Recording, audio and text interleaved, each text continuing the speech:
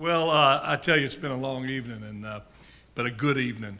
And I just want to thank Jackie for the invitation to be here. It's just been a pleasure meeting all y'all and listening to these great stories. We're all here because we love God and love our country. I want to see that continue. I'm going to kind of cut down my talk a little bit, just a little bit about my background, and I want to talk a little bit about the In God We Trust movement and why we have to keep it going, and then just have a couple of questions. I don't give speeches. I never liked that. I call it a visit, just visiting with you, and I'm pretty, down-to-earth guy. I spend a whole lot of time being what they call a nobody in the world in terms of status, socioeconomic status. So the whole thing about the movie business and politics is still kind of uncomfortable to me in a lot of ways. But anyway, a little quick thing, background on me. I was raised out in San Joaquin, born in Louisiana, but came out here early. When I was 11 months old, my mother took me out from Shreveport. My dad was a kind of guy. When he wasn't drinking, he was a great guy. When he was drinking, he was not a good guy. So brought me out to Tulare. I was raised by my grandfather until I was 7. Then she remarried a guy named Joe Duty, a farm laborer. We proceeded to move 5 times in 5 years, as Wallace said in the bio. Worked the fields, and Mom cleaned houses to make ends meet, but 2 of the wisest, smartest people I ever met in my life. Got into football in high school. I really wanted to go to college bad, but I knew we couldn't afford it. But God blessed me with a little bit of ability in football. Was able to get a football scholarship to the University of Pacific. When I was in high school, started drinking a little bit. College, started drinking a little bit more, and that became a problem later on in my Hollywood days as it went on. But again, got drafted by the Green Bay Packers in 1975. I had a great career going until they put me in. But it was great being that backup quarterback, wake up Monday morning, not sore and everything. But hey, listen, I didn't have the best coaching in the world. I'm gonna throw a coach under the bus, my offensive coordinator. He a good guy, but and he came in one day and he says he was frustrated with us as quarterbacks and the team. He says, all right, you know what we do? We need God's help. We're gonna start off every practice with the Lord's Prayer. Lord's Prayer. Okay, so, all right, so we down on your knees. I'll lead the first one. So we all got on the knees. He bowed his head and said, now I lay me down to sleep. I pray the Lord my soul to keep. Of course, I didn't do much that time. I looked at John Hadle and said, is that the Lord's Prayer? But then the drinking got pretty bad after I got cut by the Packers, went to Hollywood. That's what you do when you get cut by the NFL. You just load up your truck and move to Beverly, try to be an actor, flopped around there for a while. And I signed with the Rams for a short period of time, and because I didn't have any money to get married, and they gave me a $5,000 bonus, so that's a good reason to go back to playing football. But it was there that I got introduced to cocaine by Wendell Tyler and Sonny Collins, and they don't mind me mentioning this because Wendell is now a strong Christian and witnesses on this particular thing. And things got really bad. And finally, for about an 8-year nightmare, never been arrested, never been in a rehab, should have been both. But God's mercy sent me to my knees, 8-year nightmare on a levee just outside of Riverdale, California, about an hour and a half down north on the freeway there. And I cried out to God, God, please help me, because I've been searching for what means something in life and trying to be somebody through football and movies. And I'm thinking I had a 4-year-old child, wife had left me, Lord help me. And at that moment, God revealed for the first time who he was and that he was real. And he spoke to my heart of what really mattered in life. It wasn't about Super Bowls. It wasn't about Academy Awards. It wasn't about money. It was about believing in him, loving on others, being a good dad, a good son, a good friend. And for that, I got up from there, went back home to my mother and told her what happened. So this October will be 31 years since I had to drink alcohol or a drug in my body. I just wanted to, and I've never done this. Well, I'm going to take it back. I'm a politician, so I don't want you to think I'm lying. I started to say this honestly happened as if everything I've been telling you is a lie. One other time I did this, but I feel like doing it right now, breaking out old Bubba one last time. This will be the last time I'm doing it. And I'd like to show you, this is this kind of sums up my entire dialogue career on the heat of the night. You ready for this? Okay, this is it. My 7 years on the heat of the night, my dialogue all summarized into this. Get right on it, Chief.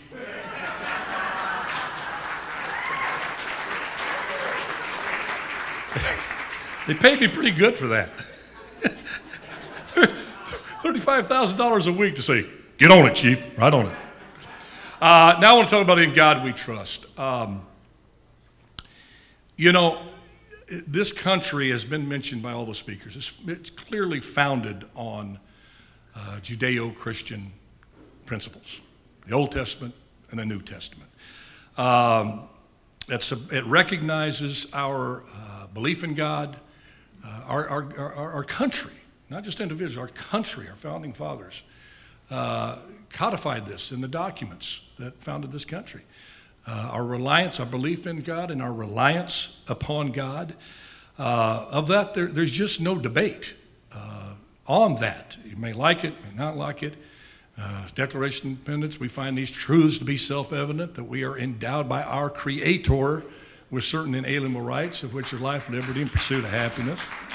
It goes on in the Constitution to say we are putting together this Constitution in a preamble to secure the blessings, not only for ourselves, for posterity.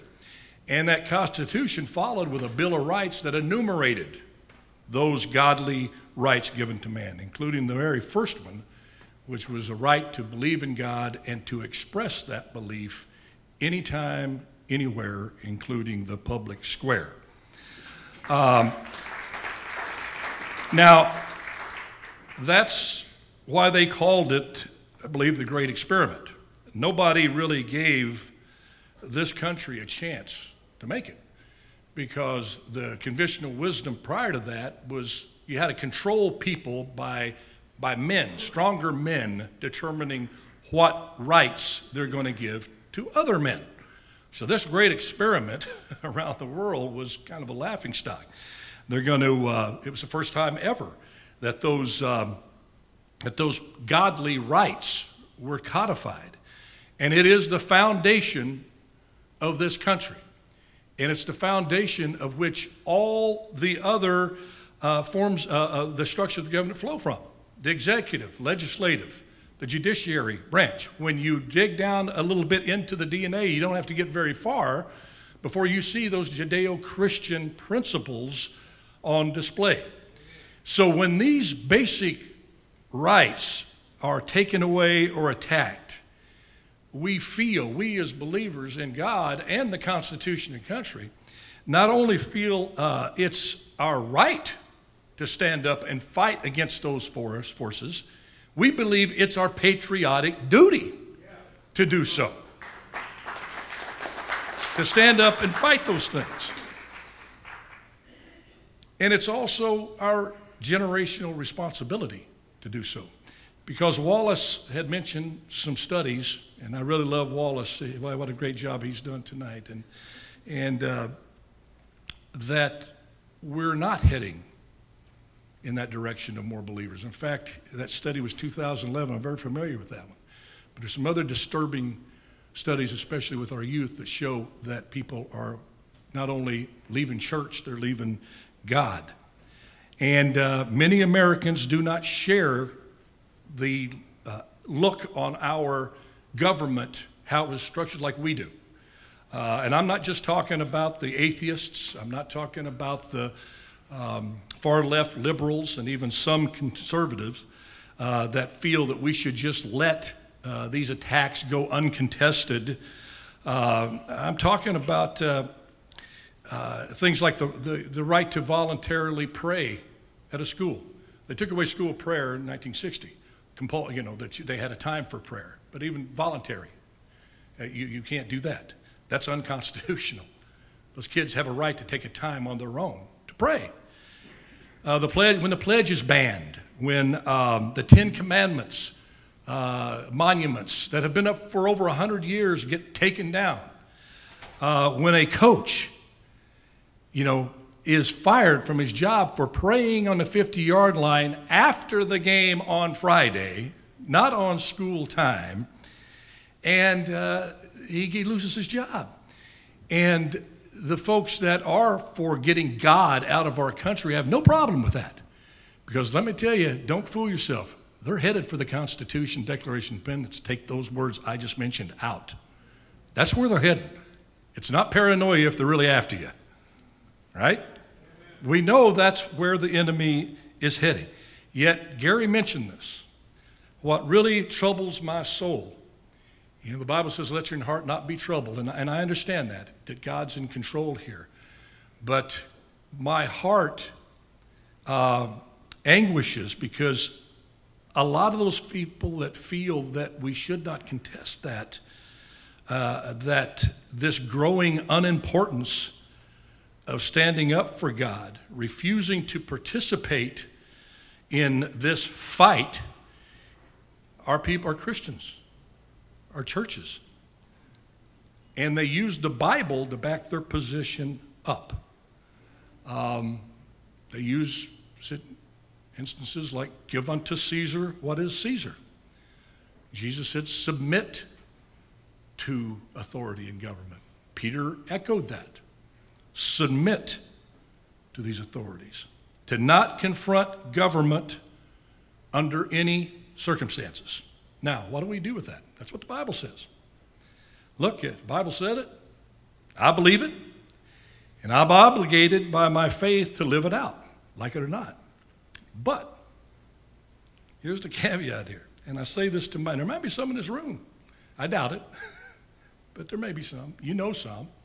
Good Christians. And one of my Bible study, got up, we were talking about this very thing. I told him I was going to come and speak on this. He had a big problem with it. He called putting up the Pledge of Allegiance, Fresno City Hall, a stumbling block for believers. Now, I agree with him with stumbling block, but it's not a stumbling block he's talking about. It says the cornerstone, one of the stones had become the cornerstone. He would become a stumbling block to the enemy.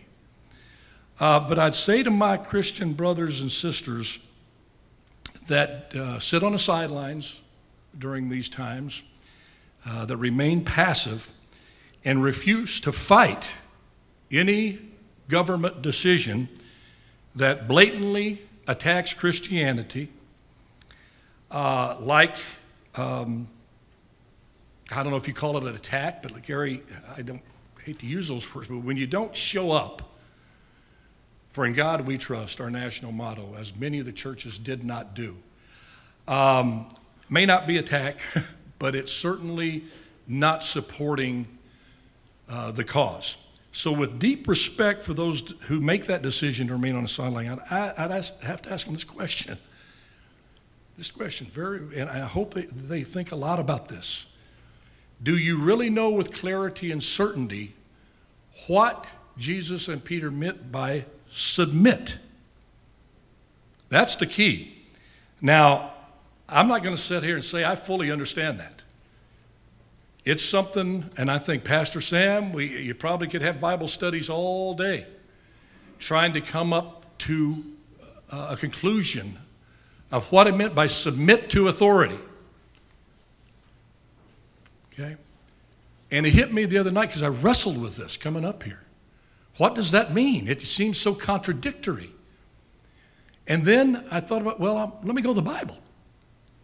And what Jesus said. Jesus said, turn the other cheek. But as my old Indian stuntman said, he didn't say what to do after that.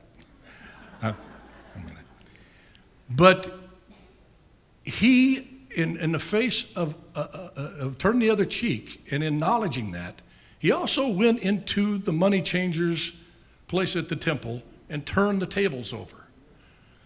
Now, how do we reconcile those? That was certainly challenging authority, and I get it. They'll split the hairs and say, well, that was the religious leadership. That was not the government. They were so in bed together. It was one of the same. And Jesus confronted them, whipped them out with a whip. Okay?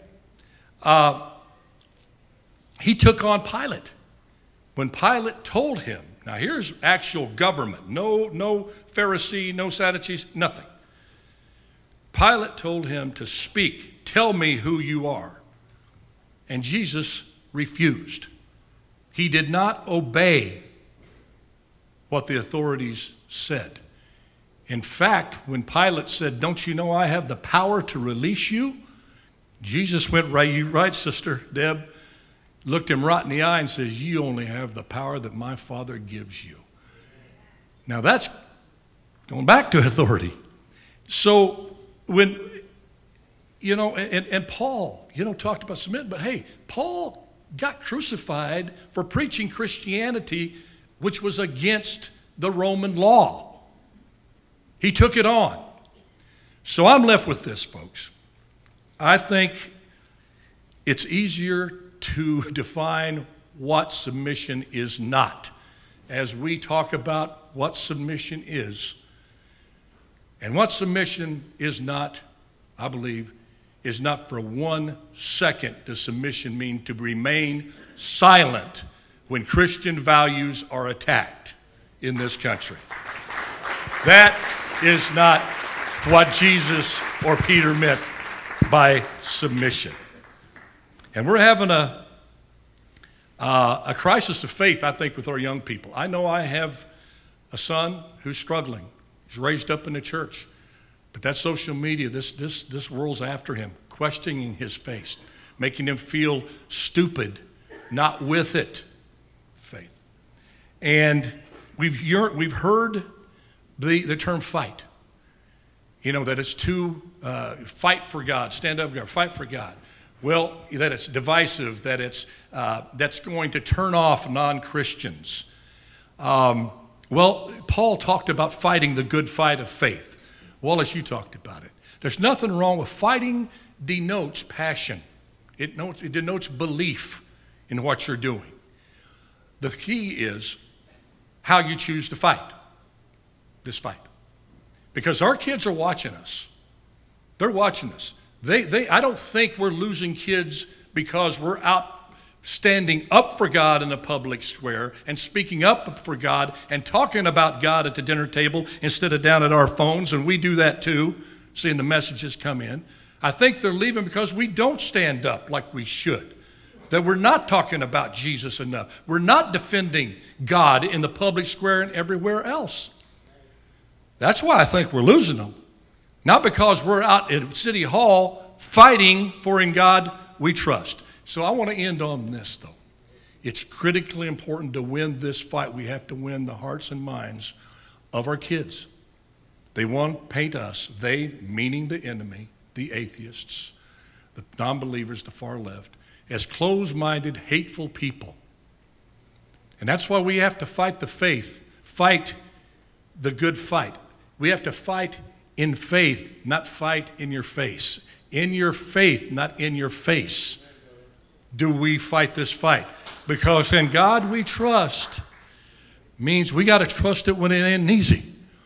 Because what does God mean? We got to trust to not return evil for evil when we're called a name. When we're being spit on and called every name, do we trust in God enough to say, forgive them, Father, for they know not what they do? Do we have that ability to do that when we lose? I had to ask myself that question. We were on the winning end of it, Gary. And I made it a point to go talk to that atheist who came up in tears. His atheism meant so much to him, he was crying. There's one person, yeah, so lost. And I knew the young man from my mayor days. And then one guy come up and says, you guys put this up, but my kids are going to take it down. He sees the trend, sees it going. When it was over, I sought that atheist kid out. And I went up and I hugged him. And we sat and we talked. I said, I hope you know this was not meant to hate you. I love you. I swear to God. And he sat there in tears. And he says, I know that, Mayor. I know that. But it hurts. And I said, no, but God loves you. Now you don't believe in God. But God loves you. That doesn't matter to God. He still loves you. And I still love you. Okay? That made me feel good. But I had to ask myself this big question. Would I have done the same thing if we had lost?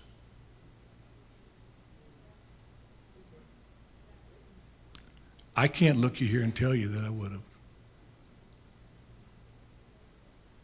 You know what I'm saying? We're going to have to live out in God we trust the way Jesus would have us live it out, with strength, with persistence, but with humility and grace. And Walsh, I know what you meant by this, brother, and I'm with you on it in spirit. I know where you were coming, where your heart was coming from when you said, we don't want the George Soros here or Rosie O'Donnell. Yeah, we do. I wish they were sitting right here, because we could look at them and say, this is not about hating you. This is about loving you. We love you. We have to trust our God to win them over. If they were here, we want them to go back going, I never expected that from a room full of Christians. Well, what happened, George? Did they spit on you? Did they hate you? No, they hugged me. They told me how much they loved me. Didn't like what I was doing. We're going to fight me to the bitter end. Going to see you in the next public square battleground. But they hugged me. Rosie, did they say you hated the kids you were raising as a lesbian? No. They said they loved me and my kids. Are we ready to fight that fight? That's our challenge. So I want to thank you. I planned on taking a few questions, but I think it's been a long night, and I just, is somebody going to sing, or do you want? We have can we have just a couple of questions? Do we have time? I know it's a long night, but I'd like to hear from you on maybe a question or two on anything. On anything. No. Anybody on any of the things? Okay. Well, listen. I want to also tell you about our not a plug. It's a plug for God, plug for Jesus. We've done this film, Victory by Submission. It's really changing lives. We had offers to put it into movie theaters and go streaming from one of the top distributors in the world. But Claude Poisson, my partner on this, and his wife Deborah, one of the investors in the film, said, you can't, Alan, reconsider this. I wasn't going to till we showed it at 3 churches. Over 3,000 people showed up coming, and the big thing was people were bringing unchurched people. They'd bring de-churched people, family members that had fallen away. They saw the film, and they're now coming back to church and getting their life with Christ back on track and getting back in church. This is a back to church movie. And Pastor Max Van Dyke, what's the date, Claude? September 7th. And Max, is Pastor Max here? Pastor Max, what's the name of your church? I'm sorry? Christ Cathedral, and you'll be seeing more in the media about that. And I'd love to invite you to that movie and come on out and listen. God bless you. Thank you for hanging in here. I tell you, they have a term for a football player, and it's the highest form of compliment that you could get if they call you a fourth quarter player. That means whatever. That means fourth quarter, and it doesn't matter if you're 20 points ahead or 50 points behind. You're out there still playing hard, hanging in there. Well, it's late. We had a lot of good stuff, but it's late on a Thursday night, and you're still here. You're fourth quarter players. I appreciate all of you. God bless. God bless America, and in God we trust. Thank you.